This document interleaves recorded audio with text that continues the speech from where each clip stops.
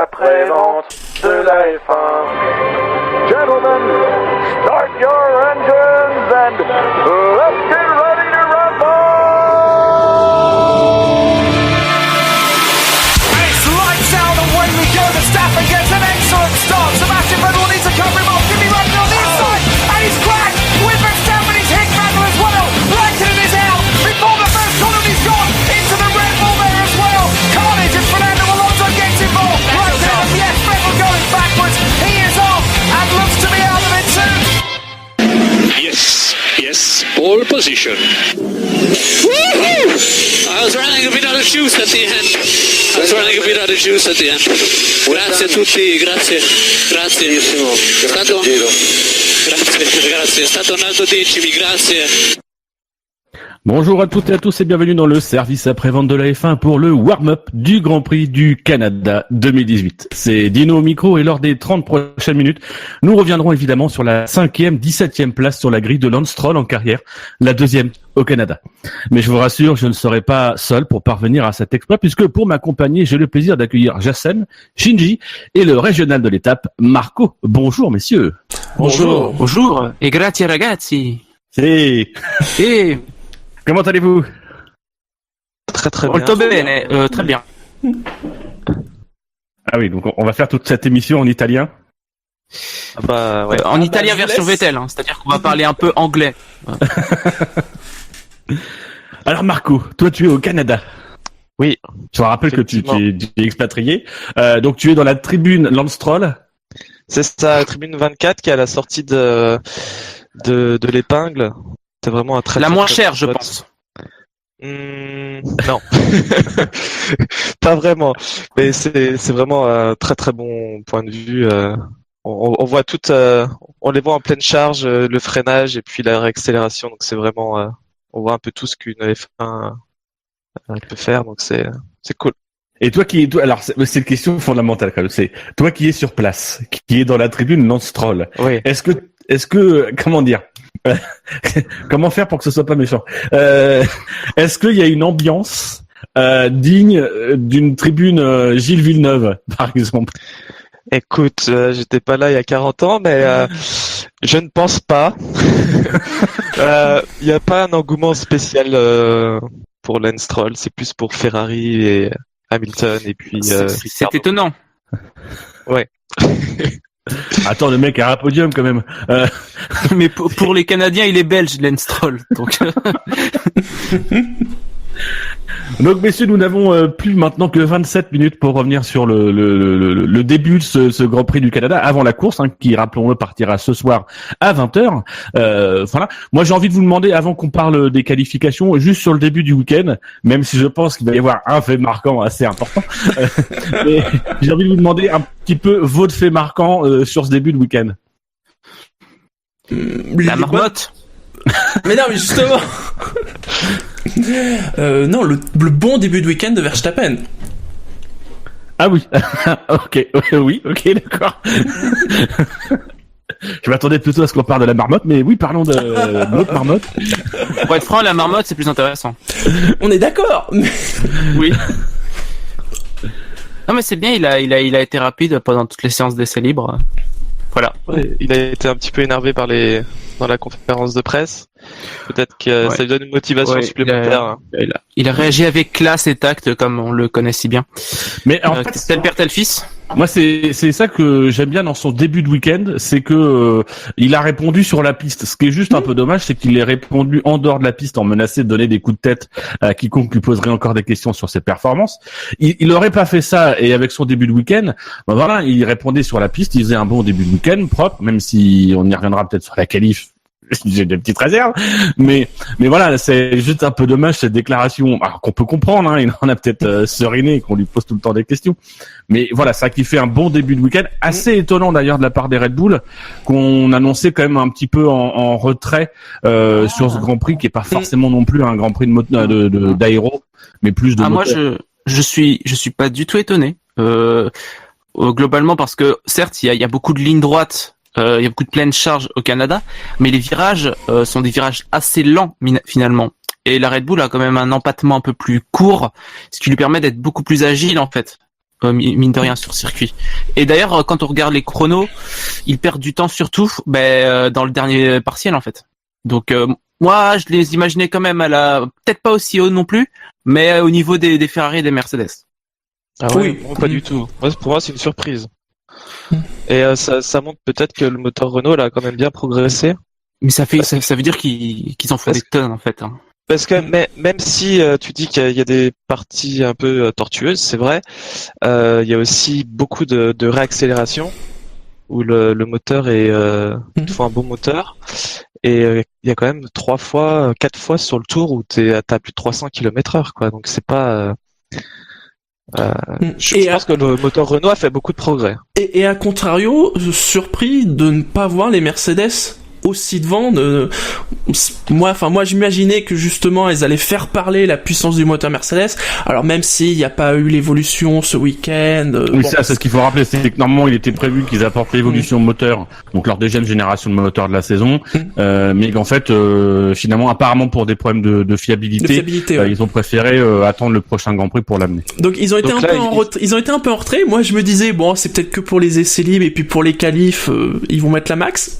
Puis finalement, même en qualif, ça pas. Mais c'est toujours le premier moteur qui a fait tous les grands prix du début de saison. Oui. Donc c'est normal qu'ils perdent de l'efficacité. S'ils avaient sorti le nouveau moteur ou s'ils avaient eu un moteur neuf, à mon avis, Mercedes était devant. C'est en ça qui est un petit peu étonnant sur ce début de week-end. C'est pas forcément sur Mercedes parce qu'on savait que sur Mercedes, ça allait être un petit peu compliqué par rapport au moteur. Mais je crois que Ferrari, ils ont ramené eux leur nouveau moteur. Et pour le coup, moi, c'est le différentiel entre Ferrari et la Red Bull qui est pour le coup assez étonnant parce que je m'attendais quand même à ce que ce soit un petit peu plus marqué. Alors que dans les essais, alors même si Ferrari, on dit que pendant les essais, ils se sont un petit peu cherchés, ils ont eu des difficultés, mais bon, c'est le lot de tous les vendredis depuis le début de saison. Quand même, moi j'étais quand même assez surpris de voir effectivement Verstappen, plus Verstappen que Ricciardo, mais voir Verstappen quand même assez confortablement en tête lors des trois séances, même si je dois reconnaître que je l'ai pas vraiment vu puisque je me suis endormi à chaque fois.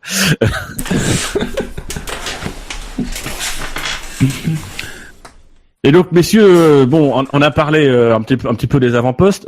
L'un des faits marquants quand même, on est obligé d'en parler, même si ça va avoir un prolongement. C'est la marmotte qui a été percutée en pleine charge par j'ai envie de dire ce pauvre Romain Grosjean. Oui, qui, pour le coup, voilà. Quand même un incident qui a un coût estimé à 100 millions de dollars parce que c'est le coût d'un nouvel aileron sur la Haas. Voilà, des images assez impressionnantes. Ouais, c'est très surprenant qu'ils aient pas évacué la marmotte avant. Oui, quoi. parce qu'on l'a vu avant la marmotte. Quelques tours avant. Ouais, c'est ça. Ils ont fait des gros plans dessus. C'est bon quoi. À un moment. Et c'est vrai qu'on était en essai libre, donc on se dit le temps de prendre 5 minutes de la dégager. J'aurais pu comprendre qu'en qualif ou en course, c'est un peu plus chiant, mais bon, le mal est fait malheureusement. Ouais, mais après mourir écrasé par une F1, c'est quand même cool pour une marmotte quoi. Oui. C'est un beau destin. On avait pensé pour tous ceux qui seront à Marseille pour le festival Formule 1. Si vous voulez une belle mort, vous savez quoi faire. On observera une minute de silence demain, enfin ce soir. Moi, j'ai envie un petit peu d'anticiper sur la qualif puisqu'on est sur Grosjean. Donc il y a cette histoire de marmotte, qui a vite été encaissée.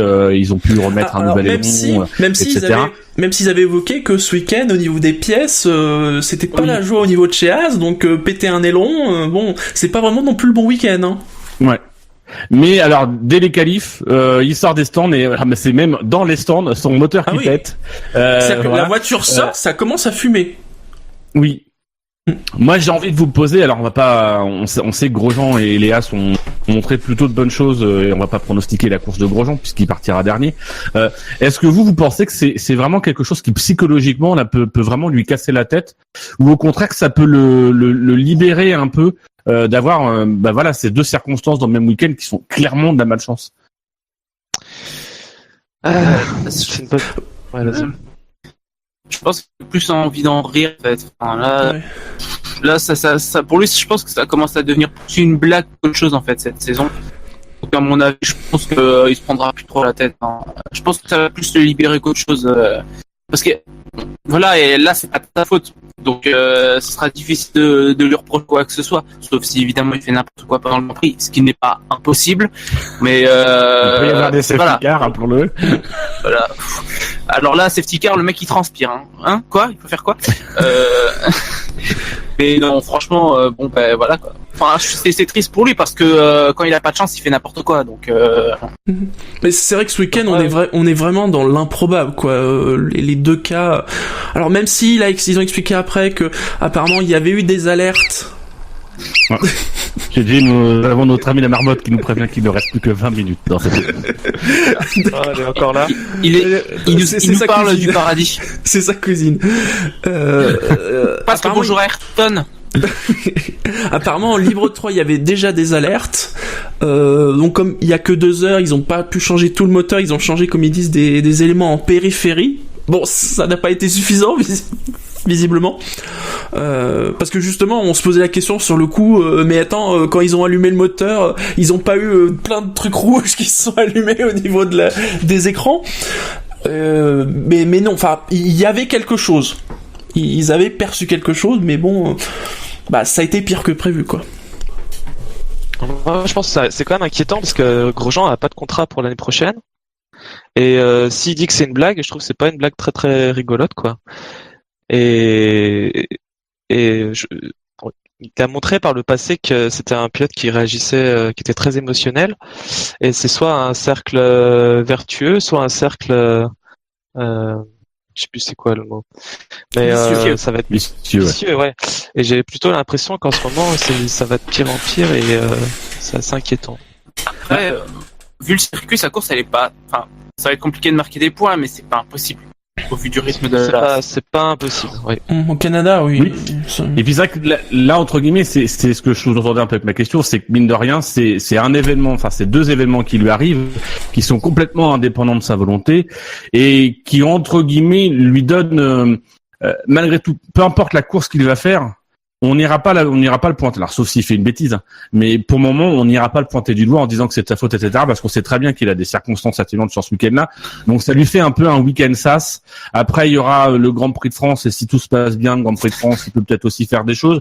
Donc ça peut le permettre quand même de doucement de se remettre, de se mettre en dehors des problèmes, et surtout d'avoir, il y avait des images hier, ils ont été chercher une marmotte, une mascotte de marmotte pour que Grosjean ait lui présenter ses excuses. Enfin, voilà, je pense que malgré tout, ça lui donne aussi l'occasion de mettre pour le coup, mine de rien, c'est ce qu'on dit dans le discours. Pour le coup, c'est la malchance qui accable Grosjean, même si dans les faits, dans les précédents Grands Prix, c'est pas la malchance qui l'accable. Monaco, il fait pas une bonne course parce que il est pénalisé. En Espagne, c'est lui-même qui se plante. À Bakou, c'est aussi lui-même qui se plante. Donc on va dire que c'est pour le coup, c'est de la malchance dans un début de saison qui était profondément raté de sa part. Donc voilà, ça lui permet de faire un peu un sas de décompression et peut-être de pouvoir avoir pas un week-end positif, mais un week-end pas négatif, quoi. Et puisqu'on parlait de moteur, et après on parlera plus spécifiquement de la qualification, on a eu le petit feuilleton du moteur de notre ami Ricciardo. Hein, donc je vous rappelle, il y a 15 jours au Grand Prix Monaco, tout le suspense de la course a reposé sur les épaules de Ricciardo et de son moteur, hein, de son MGUK, je crois, qui montrait des signes de faiblesse. On a appris dans l'intervalle des 2 Grands Prix que visiblement le problème était lié à une mauvaise installation du MGUK, et on a même eu des échos comme quoi il pourrait y avoir des pénalités infligées à Ricciardo pour un changement de moteur, alors qu'ils avaient dit dans un premier temps que c'était bon, ils avaient fait les contrôles et il y aurait pas de pénalité. Et finalement, le lendemain, on apprend que non, il devrait théoriquement éviter les pénalités et peut-être plutôt les purger au Grand Prix de France. Voilà pour un changement de moteur. Comment vous visualisez vous un peu son Grand Prix en sachant, là encore, j'anticipe sur les qualifs, qui partira 6e, avec en plus un choix de pneumatique sur lequel on pourra revenir. Comment est-ce que vous le percevez son Grand Prix? Alors, je vais commencer à en parler. Moi, de base, je m'attendais à ce qu'ils prennent les pénalités au Canada. De base, je trouve que c'est quand même un meilleur plan vu le rythme de la Red Bull. Après, j'attendais rien. Franchement, ça se voyait. J'ai anticipé un peu sur les qualifs, mais au troisième partiel, il perd tellement. En ligne droite, je crois, j'ai vu qu'il devait rendre 5 ou 6 km/h à Verstappen. Bon, pour la course, ça va être un peu compliqué. Honnêtement, j'en attends vraiment pas grand-chose. Va falloir qu'il serre les doigts, qu'il serre le, je sais même pas, je connais pas l'expression, qu'il serre les fesses, voilà, qu'il serre les fesses, avec son PU et espérer qu'il lâche pas. C'est pas pareil que de se serrer les doigts.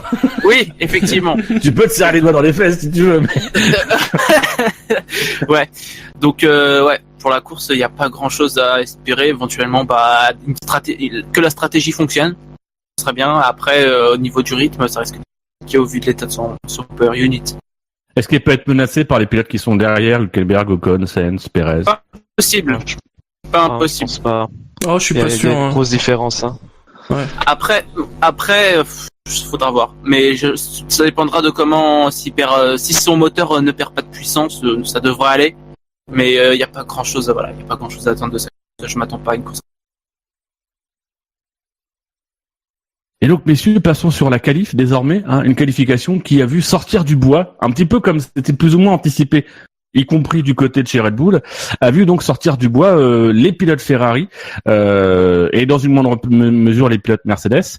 Vettel signant de mémoire le meilleur temps dans la Q1. Voilà, meilleur temps qui lui a été pris dans la Q2 par Valtteri Bottas, je crois même pas, par Verstappen. Max Verstappen. Ouais, c'est Verstappen effectivement. Et puis finalement Vettel qui fait le meilleur temps dans la Q3 et qui signe la pole position. La Q2 c'est Ricciardo. C'est Ricciardo. Ah oui, effectivement. Vettel en Q2, il est 4ème. Derrière Ouais. Ricciardo, Verstappen et Bottas. Mais il y a vraiment une grosse différence entre la Q2 et la Q3 pour le coup au niveau des chronos. J'ai pas l'impression que ce soit quelque chose de très habituel, mais il y a grosse amélioration. Bah, c'est parce qu'ils changent de pneus à un moment donné en fait. À part les Red Bull qui tournent en hyper, les autres tournaient en ultra. Ok, bah tu vois, ça c'est quelque chose que depuis la tribune on voit pas. Vous pouvez pas voir, vu la couleur des Tu pneus, fais pas tu de m'étonnes. différence entre les pneus roses, Ah, les pneus collés, les Mais pneus même rouges, à l'écran, c'est vrai que entre le violet et le rose. Non mais c'est vrai que je pense que le point clé, alors en dehors de la pole position de Sébastien Vettel, le point clé quand même de cette qualif, c'est et en préparation de la course, c'est cet enjeu qu'il y a en Q2 avec des différentes options de pneus qui ont été adoptées. Du côté de Mercedes et Ferrari, on s'est qualifié en ultra tendre, hein, donc le milieu de gamme des pneus Pirelli. Par contre, du côté de Red Bull et Christian Horner a expliqué que de toute façon, eux, ils partaient perdants sur la Q3. Donc, ils se sont dit, faut qu'on mise sur la course. Eux se sont qualifiés en hyper tendre. Donc, du coup, commenceront la course avec les pneus les plus tendres. L'objectif étant de gagner des positions au départ et dans les premiers tours pour ensuite essayer de caler une stratégie qui leur permettrait de maintenir la position qu'ils auraient acquise sur la piste. Comment est-ce que vous pensez que c'est un pari risqué de la part de Red Bull que d'avoir un peu sacrifié en fait d'avoir sacrifié leur qualif et d'avoir misé sur cette stratégie de course? Ça Moi, va je dépendre. pense qu'ils Ça va dépendre combien de temps ils tiennent quoi sur les Red Bull. Ouais. Je pense qu'ils ont tout à perdre en fait. Parce que je vois pas les hyper tendres durer plus que prévu. Moi, je les vois au mieux avoir la durée qu'ils espèrent ou moins. Alors que les ultras, ils m'ont l'air d'être relativement performants par rapport aux ultras. J'ai pas l'impression que l'écart soit si énorme que ça, contrairement à ce que disait Pirelli. Donc ça va être intéressant de voir comment ça va se découper. Pirelli disait 6 ou 7 dixièmes. Oui. Ouais. Ok. Pirelli disait oui. D'un autre côté, ils ont absolument rien à perdre. Ils finiront pas au-delà de la 6e place. A priori, sauf circonstances de course, donc autant tenter quelque chose. Ils ont vraiment Rien à perdre, je suis pas d'accord. C'est surtout que Red Bull s'est fait un peu une spécialité au fil des grands prix et des années, c'est quand même de faire en sorte qu'ils aient une stratégie différente par rapport aux deux autres écuries de devant. Donc, je suis persuadé que s'ils auraient pris le pneu, si les Ferrari et Mercedes auraient pris les hyper, je pense qu'eux auraient pris les super, les ultras. Enfin non, putain, mais je m'embrouille avec leurs pneus de merde. Si Ferrari aurait pris tel ou tel type de pneu, Red Bull aurait pris les autres en fait. T'inquiète pas, a priori l'an prochain ce sera plus simple. Non, je sais pas, on peut attendre l'an prochain pour appliquer le nom. Ils vont sortir les mégas qui auront une couleur fuchsia. Bon. Non, mais l'an prochain, il y aura que 3 couleurs et que 3 dénominations. Oui, voilà. Ce qui est le plus logique de la Terre depuis des années. Mais il aura fallu un petit peu de temps pour le comprendre. Les composés Moi, varieront en fonction des courses, mais ce sera les mêmes nominations. Moi, je suis pas d'accord avec toi, Marco, parce que quand on regarde mine de rien la Q3, on voit que les Red Bull elles sont dans le coup. Enfin, Verstappen, parce que bon, Ricciardo c'est un peu un cas à part, mais Verstappen il est quand même dans le coup. Il est à moins de 2 dixièmes de Sébastien Vettel, en comptant qu'il y a sans doute du côté de Ferrari et Mercedes le fameux party mode qui a pu faire de la différence. Moi, je suis pas sûr je pense qu'ils se sont vus vraiment en difficulté Red Bull, sauf que la réalité c'est, je pense qu'ils étaient pas autant en difficulté qu'ils le pensaient et que ils avaient peut-être plutôt intérêt justement à rester sur la même stratégie, à jouer sur une tenue de pneus qui avait l'air plutôt pas mauvaise et faire un début de course avec les mêmes pneus, voire peut-être essayer de tenir et de tenter l'undercut. Là effectivement je trouve qu'ils prennent un risque en partant avec les hyper tendres, le risque de que ça s'écroule ou de parce que c'est quand même misé sur le fait que tu gagnes des places avec les hyper tendres dans les premiers tours. C'est pas impossible, mais quand même, va falloir aller chercher la vitesse de pointe de la Ferrari et la Mercedes. Donc, moi, je pense qu'ils auraient mieux fait de jouer la position sur la grille ou en tout cas de jouer sur une stratégie un peu plus attentiste, peut-être en partant avec les pneus ultra tendres et en essayant de les faire durer un peu plus longtemps. Ils auraient eu plus de chances de pouvoir construire quelque chose. Peut-être, t'as peut-être raison. On verra, mais je sais pas si le rythme de course des Red Bull. J'ai comme l'impression que le tour que Verstappen a fait, c'est vraiment un tour exceptionnel et que peut-être qu'il serait un peu plus dans la position de Ricciardo normalement. Moi, non, je pense que c'est globalement là où est plus ou moins. Ils sont pas si loin que ça des Mercedes non plus. Ils sont à quelques centièmes, je crois. C'est globalement là où sont les Red Bull. Il y a que les Ferrari qui semblaient au-dessus sur ces qualifs en tout cas. C'est même Ricciardo, il est pas loin quand on prend Ricciardo. Il est à 10e, je crois. Il est un gros 3 dixièmes derrière Paulman, c'est pas énorme. Alors que voilà, il a un moteur qui souffre un peu, donc. Bon, ça va mettre du piment à la course au moins. Oui. Mais c'est sûr qu'ils vont souffrir parce qu'avec le plein d'essence. Il va faire un peu moins chaud aujourd'hui, dans les 19-20 degrés, alors qu'hier c'était plus dans les 23. Peut-être ça va jouer un peu. Mais bon. Et à mon avis, c'est Hamilton qui l'a un petit peu mauvaise là de se retrouver au milieu de tout ça, d'un Verstappen qui a rien à perdre et. C'est vrai que Hamilton, il me semblait pas serein du tout. Les qualifs, j'avais pas l'impression qu'il avait l'air d'être vachement en contrôle. Enfin, peut-être pas non plus, mais il avait pas l'air d'être vraiment serein sur les capacités de sa monoplace. Notamment ce week-end, il en avait parlé un peu. Mais bon. Bah surtout dans le dernier secteur, en fait, c'est là où il perd, c'est à chaque fois dans ligne droite.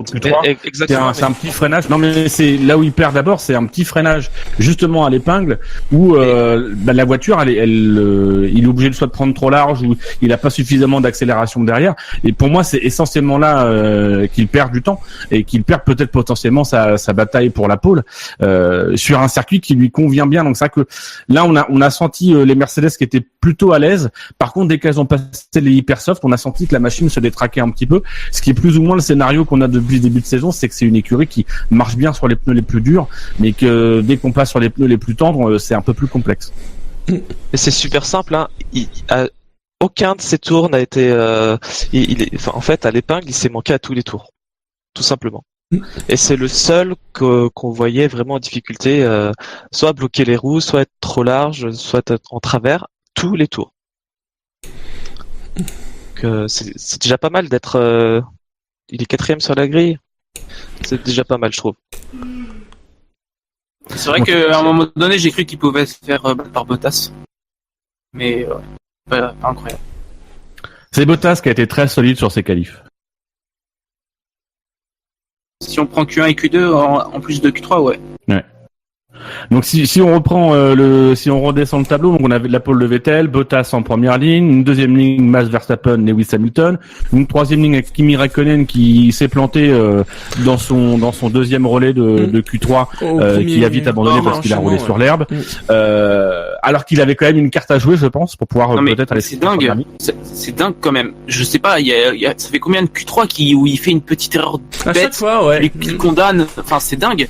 Pourquoi? Enfin, psychologiquement, c'est trop dur, je comprends pas. Enfin, je sais pas. C'est un mystère. Bah, peut-être que lui n'a pas le party mode.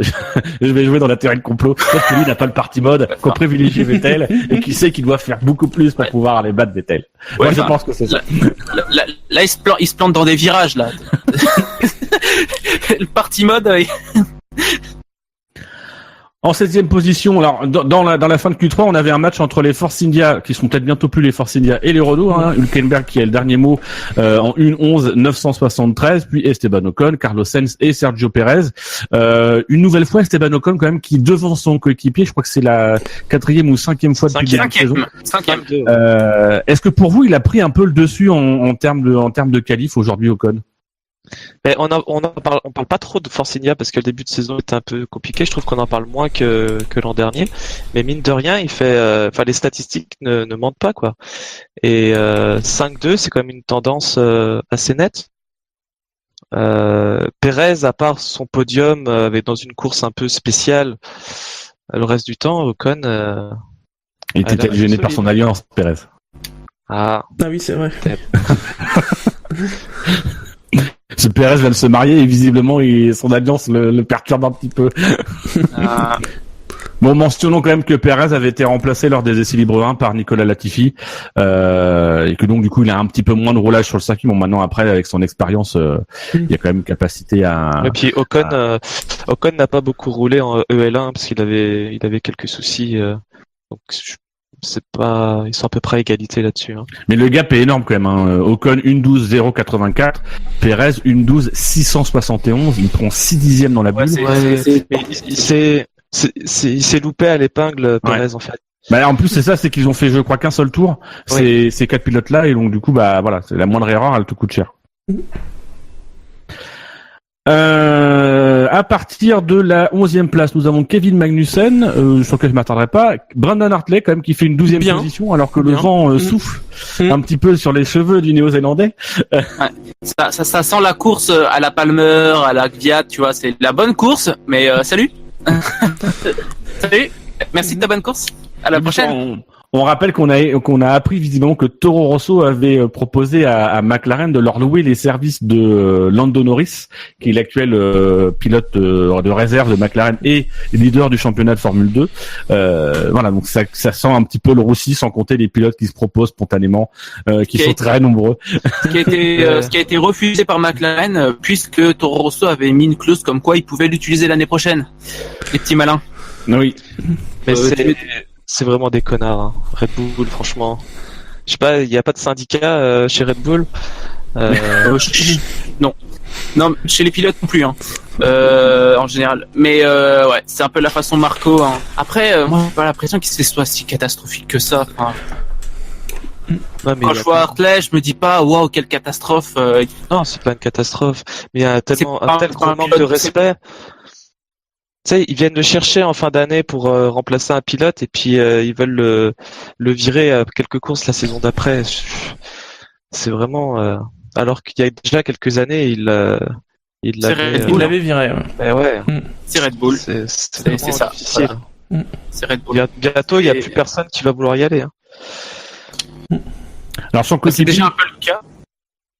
Son coéquipier, Pierre Gasly, c'est vrai qu'en ce moment, oui, ça se précipite, mais c'est un petit peu des désespérés qui se précipitent. Bientôt, Barrichello postulera pour le deuxième baquet Toro Rosso. Oh non, pas Jacques Villeneuve. Son coéquipier lui partira 16e. Pierre Gasly qui a pas réussi à passer en Q2. Bonne performance du côté des pas des Français mais des francophones. Charles Leclerc qui pour la 4e fois consécutive est en Q2. Il partira 13e devant les deux McLaren. Fernando Alonso et Stoffel Van Dorn. Alonso qui partira 14e, la place qui lui va bien. Et Stoffel Van Dorn qui sera 15e. Alors messieurs, je vous propose que pour une fois, on ne dise rien sur Fernando Alonso. Comme ça évitera qu'on se fasse bâcher dans les commentaires. Puisque il n'y a pas grand chose à dire. Et qu'on s'attarde. C'est son 3e Grand Prix. Oui, voilà. C'est vrai. Bravo Fernando. Voilà. Avoir tenu aussi longtemps. Il rejoint des légendes comme Rubens Barrichello. Bravo lui. Pas très Leclerc est très impressionnant. Là, Ericsson, mais quand on regarde les écarts en qualif de toute l'année là, il va falloir qu'on finisse ça. Voilà. Leclerc, t'as très dans les impressions. Alors juste sur Ericsson, son coéquipier qui a pas forcément eu de chance, parce que d'abord il part dans la fumée de Grosjean en début de qualif, et qui finit malheureusement en cassant sa voiture, en tapant le mur. Voilà, hélas pour lui. Ouais. Et pendant que Sébastien Vettel finit son tour de qualif, même si on l'entend très mal, juste... Messieurs, je vais forcément vous remercier. Je ne sais pas trop si l'émission se termine. Je vais sans doute être coupé par le générique. Mais messieurs, donc merci pour cette intervention. Marco, bon Grand Prix depuis les tribunes. Vous tous, bon Grand Prix depuis vos canapés respectifs. On vous donne rendez-vous demain à 21h, enfin 20h30 pour le débrief de la course. Je ne fais pas les rappels habituels, vous les connaissez, les réseaux sociaux, etc. Le SAV de la F1, la F1 sur Internet, c'est messieurs sur SAV de la F1. Et voilà, et donc c'est le générique, et du coup on finit l'émission sur... Et restez après le générique. On vous laisse sur une petite surprise après le générique. Allez, ciao à tous. Ciao.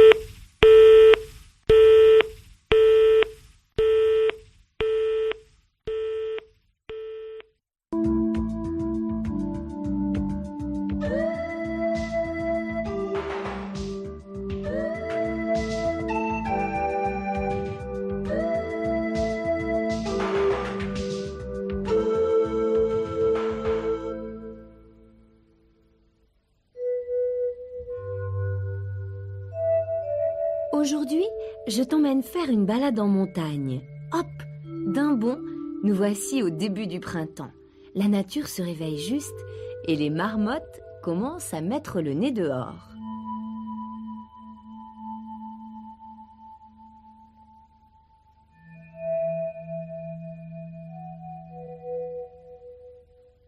Il faut dire qu'elles passent toute la mauvaise saison dans leur terrier. Du mois d'octobre au mois d'avril, elles dorment profondément et vivent au ralenti, bien à l'abri du froid et de la neige. Comment devinent-elles sous terre qu'elles doivent se réveiller? Va savoir. N'empêche, l'arrivée des premières belles journées les fait sortir d'hibernation. On les trouve alors paresseusement étalées sur les rochers, où elles passent de longues heures à profiter du soleil.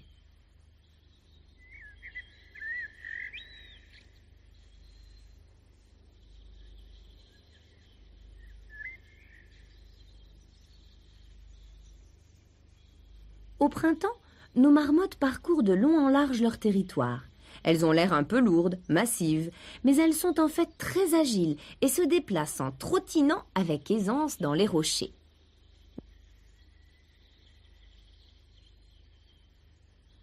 Pendant ces petites balades, les marmottes ont l'habitude de marquer les limites de leur domaine en frottant leurs joues sur les rochers. Elles laissent une odeur. Les odeurs et l'odorat semblent en effet jouer un rôle très important dans la vie de nos amis. Ainsi, à chaque rencontre, au lieu de se raconter des histoires comme tout le monde, les marmottes passent un temps fou à se toucher, à se renifler sous toutes les coutures, du bout du museau jusqu'aux fesses.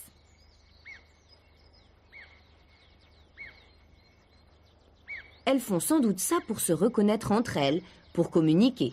Ça se passe ainsi à l'intérieur de chaque famille qui comporte le père, la mère, les jeunes de l'année et aussi ceux de l'année dernière.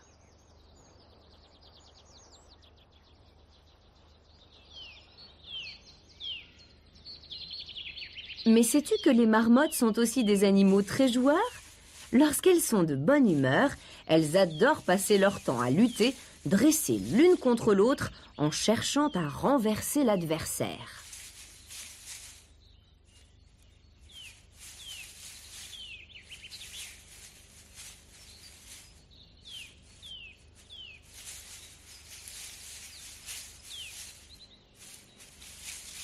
Finalement, les marmottes sont des animaux assez peu craintifs si l'homme ne les embête pas trop. Un vieux chalet abandonné peut même leur servir de maison et abriter des familles entières qui n'ont même plus à creuser de terrier.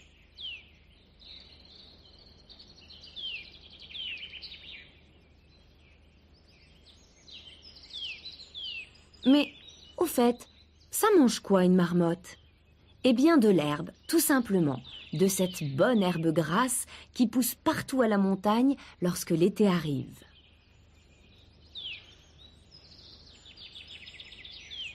Elles passent ainsi une bonne partie de leur temps à brouter, tantôt à quatre pattes, tantôt assises sur leur derrière, pour avaler tranquillement une grosse bouchée.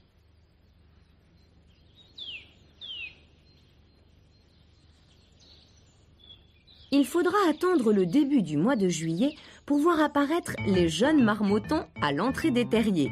Ils sont déjà bien dégourdis, me diras-tu. Et cela n'a rien d'étonnant, car ils sont nés depuis 40 jours déjà, et leur mère les a allaités au fond du terrier.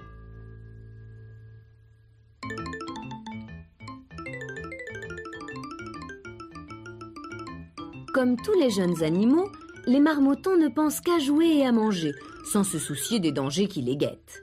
Et des dangers, il y en a quelques-uns. C'est tout d'abord l'homme, mais aussi l'aigle royal qui les mange. Heureusement, les marmottes savent parfaitement se défendre. Elles ont une très bonne vue et au moindre mouvement anormal dans le paysage, c'est l'alerte générale. Ces quelques coups de sifflet très puissants avertissent toutes les marmottes du coin qui s'arrêtent net et se tiennent sur leur garde. Puis, si les cris d'alarme continuent, tout ce petit monde se dépêche de rentrer à l'abri dans le terrier le plus proche, seul endroit où personne ne viendra les embêter.